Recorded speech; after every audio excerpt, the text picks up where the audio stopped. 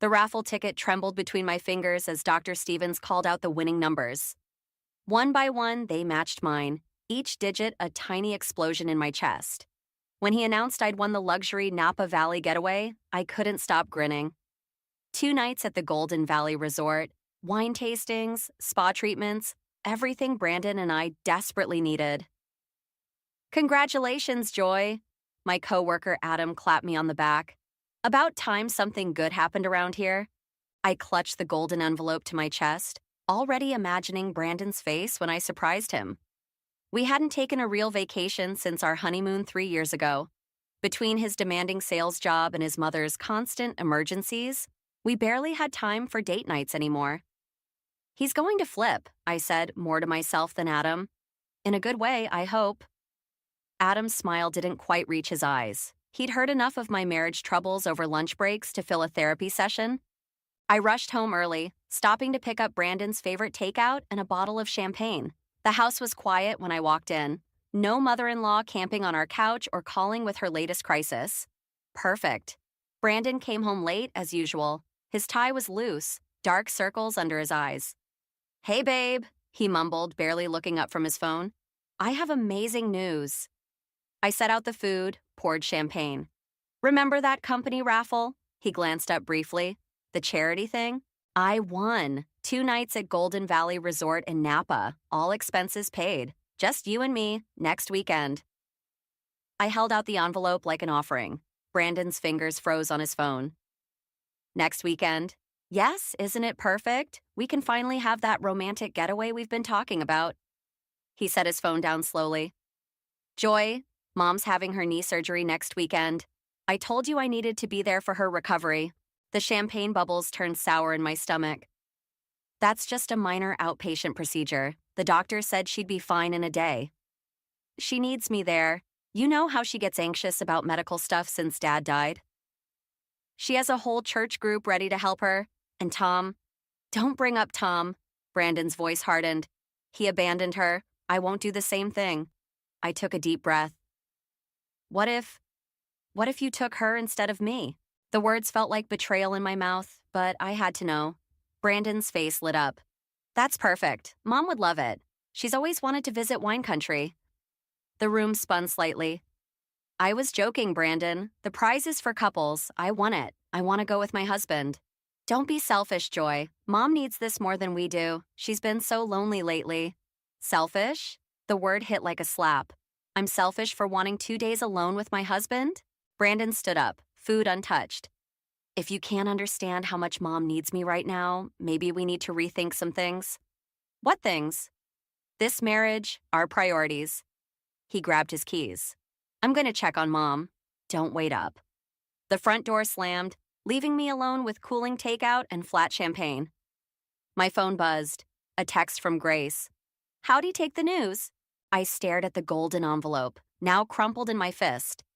3 years of putting Linda first. 3 years of canceled dates and interrupted moments. 3 years of watching my marriage dissolve into a twisted threesome I never signed up for. My fingers flew across the phone. "You free for coffee? I need to talk about revenge." Grace stirred her coffee with calculated precision, her eyes fixed on me across the diner booth. "He actually suggested taking his mother instead of you?" I pushed my untouched eggs around the plate. "You know what kills me? 5 years ago, Brandon would have never done this. Remember our wedding? He actually told Linda to back off when she tried to plan the whole thing herself." "I remember." What changed? The question hung between us like smoke. My mind drifted to our first anniversary when Brandon surprised me with a weekend in Seattle. We made it halfway there before Linda called, claiming chest pains. By the time we got to the emergency room, she was chatting with nurses about their children. Nothing wrong with her heart, just a panic attack, they said.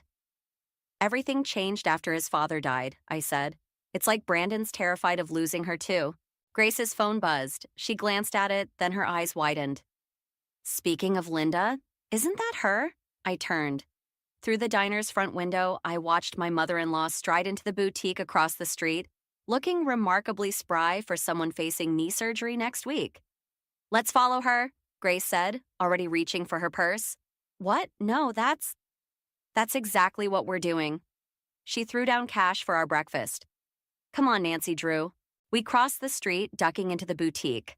Linda stood at a rack of designer dresses, holding up a sequined number that cost more than my monthly car payment. Can you believe Brandon? She was saying into her phone.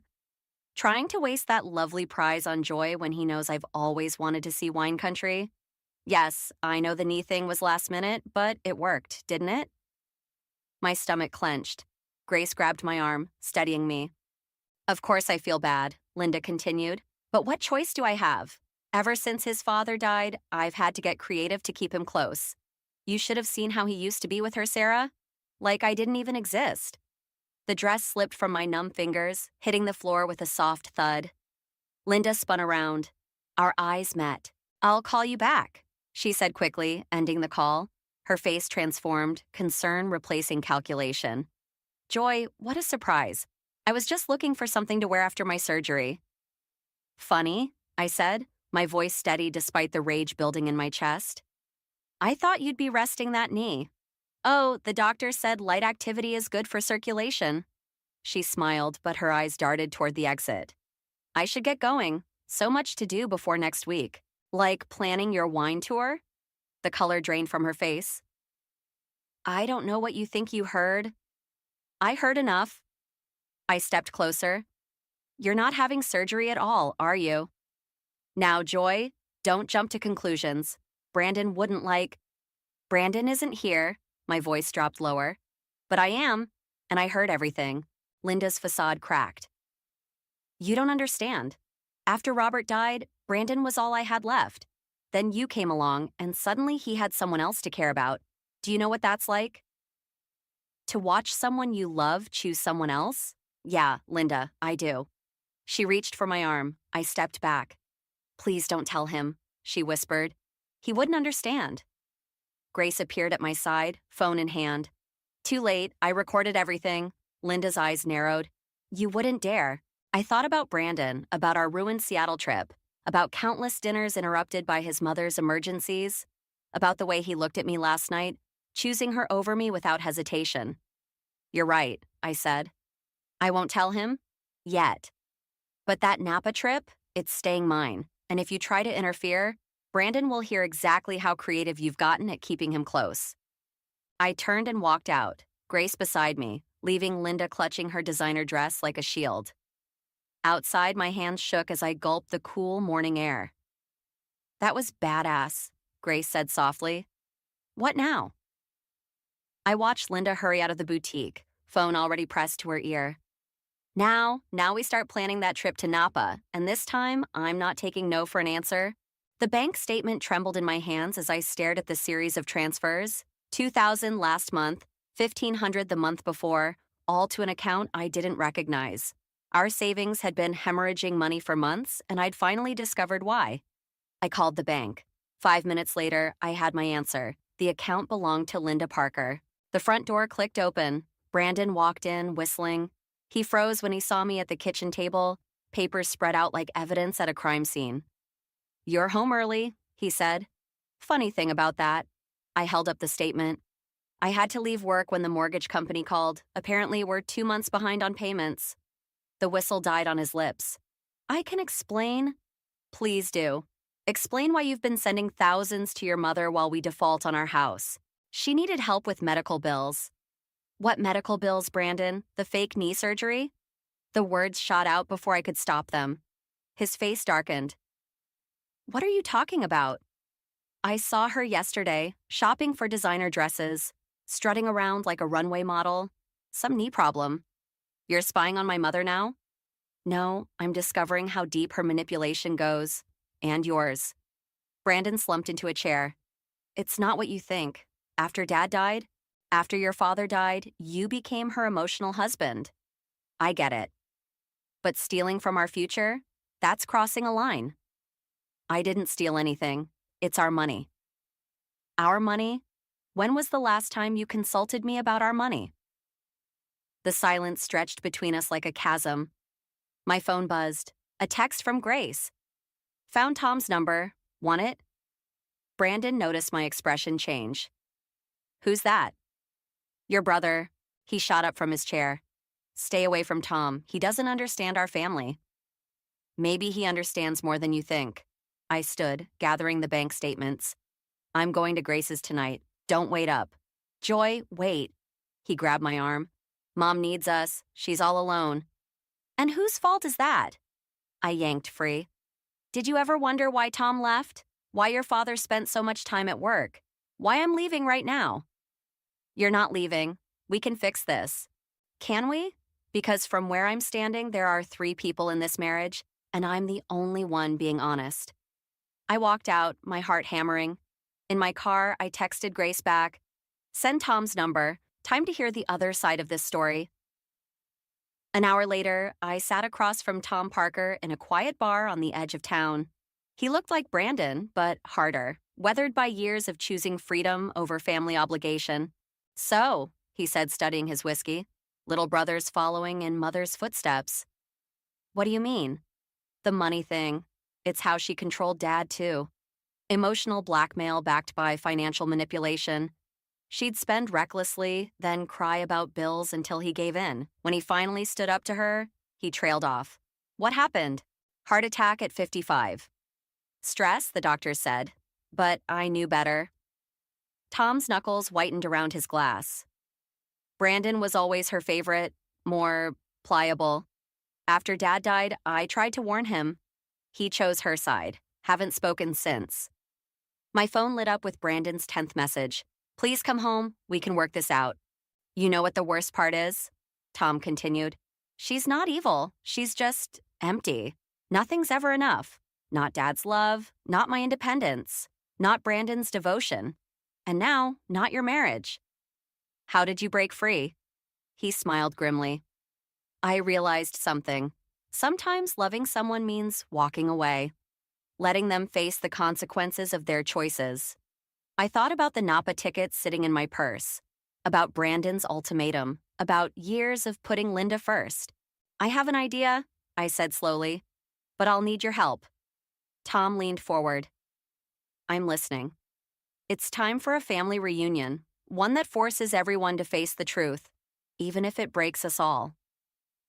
3 days at Grace's house turned into a week. Brandon's calls became less frequent, his messages shorter. Each one ended the same way. Mom needs me, never I need you, or come home. I threw myself into work, but even there, I couldn't escape. Adam caught me crying in the break room, staring at an old photo on my phone.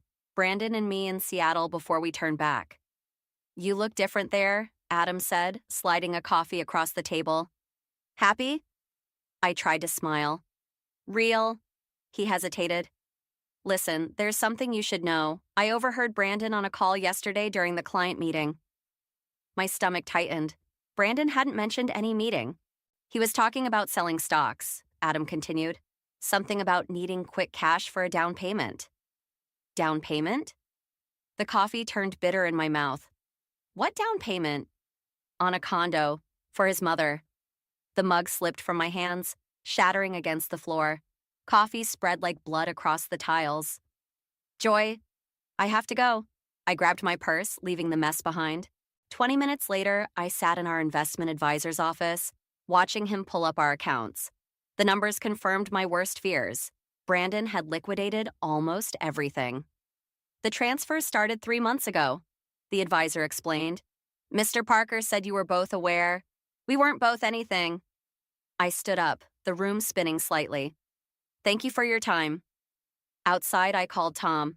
Did you know about the condo? What condo? The one your brother's buying for Linda, with our retirement funds.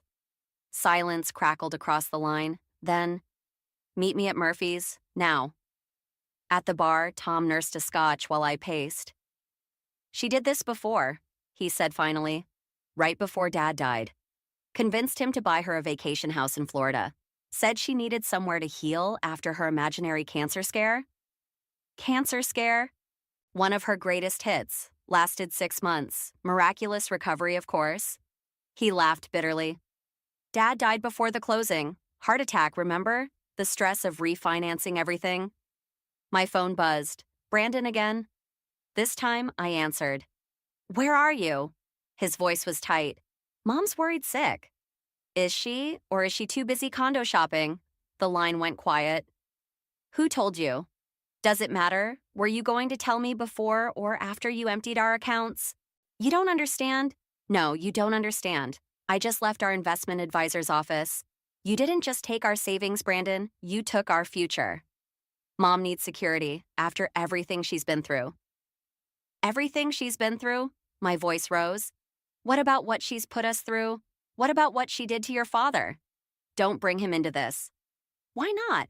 Because you might realize you're following his footsteps right into an early grave. Tom flinched beside me. I'm doing what's right, Brandon said. If you can't support that? If I can't support that, what? You'll leave me? Newsflash, Brandon. You left this marriage a long time ago. I just didn't want to admit it. I hung up before he could respond. Tom watched me carefully. What now? He asked. My phone lit up with a text from Grace. Found you an apartment, 3-month lease available immediately. Another message popped up, this one from Linda. Please don't destroy my family. Brandon needs me. I stared at the words, feeling something shift inside me. Not sadness anymore, not even anger. Something colder, more focused. Now? I looked at Tom. Now we stop playing defense. You said Linda had a miracle recovery from her cancer scare? He nodded slowly. I bet there are medical records, or rather, a lack of them. Records that might interest Brandon's therapist or his lawyer. Joy, she wants to play games with people's lives? Fine, but I'm done being a pawn. I stood up, steadier than I'd felt in weeks. It's time to show Linda what happens when you push someone too far. Tom's expression darkened with recognition. You sound like Dad, right before the end. Good, I said, reaching for my keys. Because this is the end, just not the one Linda's expecting. The hospital records lay scattered across Grace's dining room table like pieces of a twisted puzzle. Tom's contact at County General had come through. Every medical file for Linda Parker over the past decade. Nothing, Grace said, shuffling through papers. No cancer screenings, no serious illnesses, just routine checkups and... She paused, frowning at a document. What? Psychiatric referrals, lots of them, all declined. My phone buzzed. Brandon. Coming home tonight, we need to talk about the condo. I ignored it, focusing on the papers. Look at these dates. The first referral was right after your father died, I said to Tom. He leaned forward, eyes narrowing. 2 weeks before she claimed she found the lump. The imaginary lump that convinced your father to buy that house. And nearly bankrupted him doing it? Tom's jaw tightened. History repeating itself. Grace's doorbell rang. Through the window, I caught a glimpse of Linda's silver Mercedes. Perfect timing, I muttered, grabbing the files. Let's see how she handles her own medical history. But when Grace opened the door, it wasn't Linda who stepped inside. It was Brandon. Mom's in the car, he said quickly. She doesn't know I'm here. His eyes locked onto the papers in my hands. What are those? Your mother's greatest performances. I held up a psychiatric referral. Tell me, did she ever mention these? You had no right. Like you had no right to drain our accounts? I stepped closer. Your father died because of her games, Brandon. And you're following the same path. Dad died of a heart attack. After months of financial stress and emotional manipulation. Just like what she's doing to you now. Brandon's face flushed. The condo is an investment? It's a trap, just like the Florida house was for your father, just like this marriage has become for me. Joy, I'm going to Napa next weekend, I cut him off. With or without you, but first you need to see something. I handed him the psychiatric referrals. His hands trembled as he read. Multiple recommendations for treatment of factitious disorder, he mumbled. Tendency to fabricate medical conditions for attention and control. A car horn blared outside, Linda growing impatient. She needs help, Brandon. Real help, not enabling. He looked up, tears in his eyes. What am I supposed to do? Choose. Right now. Stay here. Read these files, face the truth, or go back to that car and keep pretending. The horn sounded again, longer this time. She's waiting, I said softly. Brandon stared at the papers, then at me. For a moment, I saw a glimmer of the man I'd married. strong, independent, capable of standing up to his mother's manipulation. Then his phone buzzed. Linda's text lit up the screen. "I'm feeling dizzy. Please hurry." Just like that, the glimmer vanished. He set the papers down. "I can't leave her alone like this." "Like what? Perfectly healthy but desperate for attention?" "You don't understand." "No, you don't understand. This ends now. Either you stay and face reality or I'm done. And I'm taking everything we have left to court." Brandon stepped back, shaking his head. "You wouldn't." "Try me. I've got 3 years of financial records and a stack of medical files that prove elder abuse by proxy. How do you think a judge will view that?"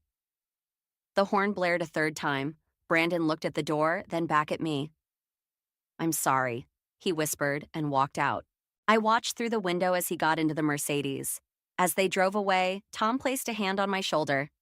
"Now what?" I picked up my phone, dialing my lawyer's number. "Now we do this my way. Book your ticket to Napa, Tom. It's time for that family reunion we discussed." "Joy," Grace warned. "Revenge won't fix this." "This isn't about revenge anymore." I watched the Mercedes disappear around the corner. "It's about survival, and I'm done being the victim in Linda Parker's tragedy." The Napa Valley sunset painted everything gold, but I felt nothing but cold as I watched Brandon's car pull into the resort parking lot. Linda sat in the passenger seat, exactly where I should have been. "Right on schedule," Tom muttered beside me. "Mom never could resist crashing a party." I clutched the envelope containing the medical records. "Did you send the anonymous tip?" "Called the front desk an hour ago. They think she's here for a surprise anniversary celebration." Brandon helped Linda out of the car, her movements deliberately slow and fragile. The same act she'd perfected during her cancer scare, now recycled for a new audience. "Show time," I whispered, stepping into view. Brandon froze. Linda's hand flew to her chest, her signature move when feeling faint. "Joy?" Brandon's voice cracked. "What are you doing here?" "Enjoying my prize. The question is, what are you doing here, with her?" Linda swayed dramatically. "Brandon, I'm feeling dizzy." "Drop the act, Linda." Tom emerged from the shadows. "We've seen this performance before." The color drained from Linda's face. "Tom, Brandon, what's happening?" "That's what I'd like to know." Brandon looked between us, lost. "Why are you both?" "Because someone needs to stop this." I opened the envelope. "Remember these, Linda? The psychiatric referrals you ignored? The ones from right before Robert's death?" Linda straightened, her fragility act forgotten. "Those are private." "Like the private accounts Brandon's been funding? Or the private conversations about the condo?" "Joy, please." Brandon stepped forward. "This isn't the place." "It's exactly the place. Where else could I get you both away from your carefully constructed reality?" "You're making a scene," Linda hissed. "No, I'm making a point." I turned to Brandon. "Your father died because of her manipulation. Tom left because he couldn't take it anymore. And now you're throwing away our marriage for what? Another of her fabricated emergencies?" Brandon's phone buzzed. Probably the front desk about the surprise celebration. He ignored it, staring at the medical files in my hands. "Mom?" His voice was small, uncertain. "What are they talking about?" Linda's mask cracked. "They're trying to turn you against me, just like Tom did. Just like your father. Don't you dare mention Dad," Tom snapped. "You killed him with your games." "I loved him." "You consumed him," I corrected. "Like you're consuming Brandon." Brandon stepped back, shaking his head. "This isn't... I can't..." "Choose Brandon," I said quietly. "Right here, right now. Your mother's lies or the truth." Linda grabbed his arm. "I'm your mother. I need you..." "No," I cut in. "You want him. There's a difference." Brandon looked at the files, at his brother, at me.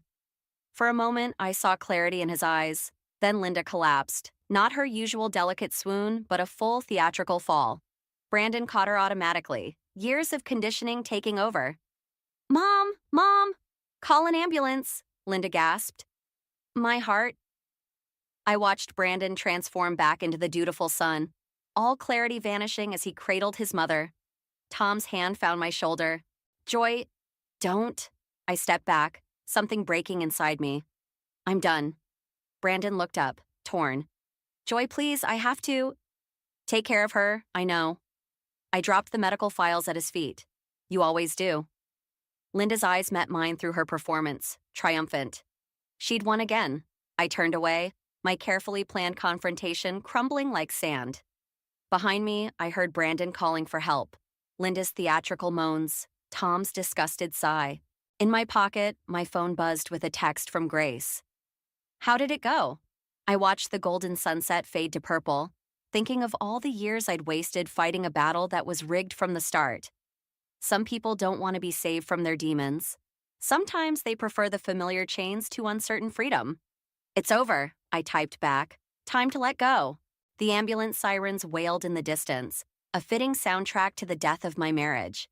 I walked away from the scene, leaving Brandon to his chosen fate. Behind me, Linda's performance reached its crescendo, but I didn't look back. Some victories only come through surrender. The emergency room buzzed with fluorescent intensity as I strode past the nurse's station. Linda's latest performance had landed her in the cardiac ward, though her preliminary tests showed nothing wrong. Of course. I found her alone in room 412, Brandon presumably off fetching her another blanket or ice chip or whatever else she'd demanded. She looked smaller in the hospital bed, more vulnerable, but her eyes were sharp as ever when they met mine. Come to gloat, she asked. No, I came to give you this. I placed a worn leather journal on her bedside table. Found it in Robert's old briefcase. Tom kept it all these years. Linda's hand trembled as she reached for it. Robert's diary? His suicide note, essentially. Every manipulation, every fake illness, every financial drain, he documented it all, right up until the day his heart gave out. She withdrew her hand as if burned. You're lying. Read it yourself. Page 47 is particularly interesting. The day you first mentioned that non-existent lump. The hospital machinery beeped steadily as Linda stared at the journal. You don't understand what it's like, she whispered, to watch your children slip away, to feel yourself becoming unnecessary. So you make yourself necessary through lies? Through emotional blackmail? I keep my family close. You keep them trapped, and now you're doing it to Brandon.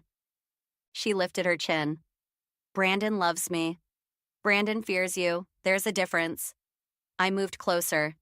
But here's what you should fear. I'm filing for divorce tomorrow. I'm taking what's left of our money, all traceable to your fake emergencies.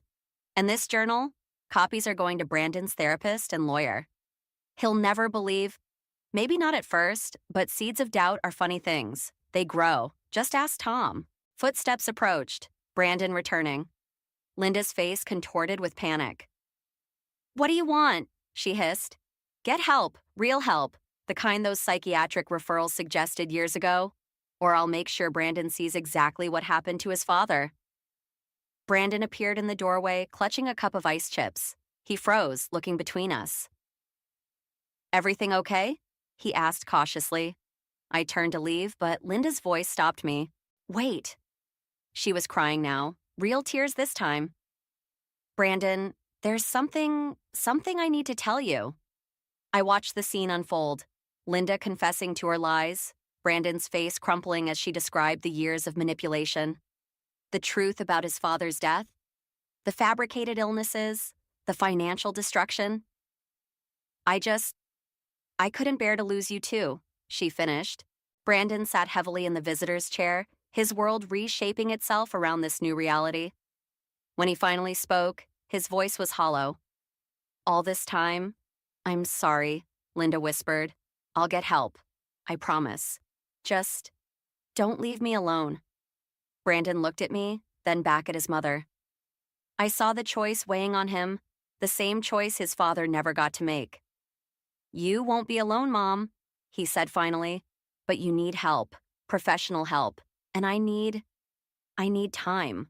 He stood up, shoulders straight for the first time in years. Joy, I'll be at Grace's, I said softly, when you're ready to talk. Linda called out as I reached the door. I really am sorry for everything. I turned back one last time. I know, that's why I brought the journal instead of sending it straight to Brandon. Everyone deserves one chance to choose truth over lies. In the hallway, Tom waited by the elevator. How'd it go? Better than revenge, I said. She's finally facing herself. And Brandon? I watched through the window as Brandon held his mother's hand, both of them crying now, not from manipulation, but from truth. He's facing himself too.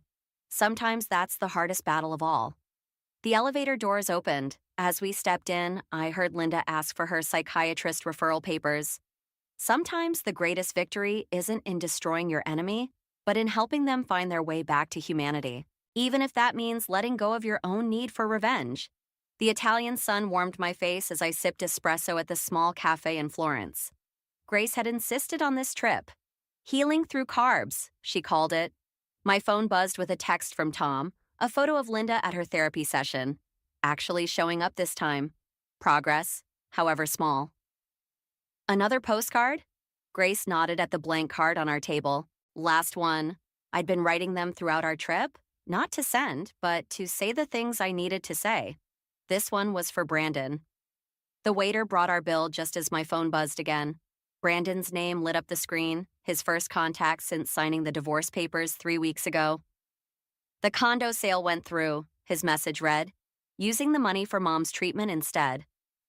I set the phone down, letting the weight of those words settle. No accusations, no guilt trips, just truth. The one thing that had been missing from our marriage for so long. You okay? Grace asked. Better than okay? I picked up my pen, finally knowing what to write on that last postcard. Not about revenge or justice or even forgiveness. Something simpler, more honest. A shadow fell across our table. I looked up to find Adam, his familiar pragmatic smile somehow softer in the Tuscan light. Fancy meeting you here, he said. Grace's eyes widened. Did you? I might have mentioned our itinerary to him, I admitted. Sometimes the best way forward is with someone who saw you clearly all along.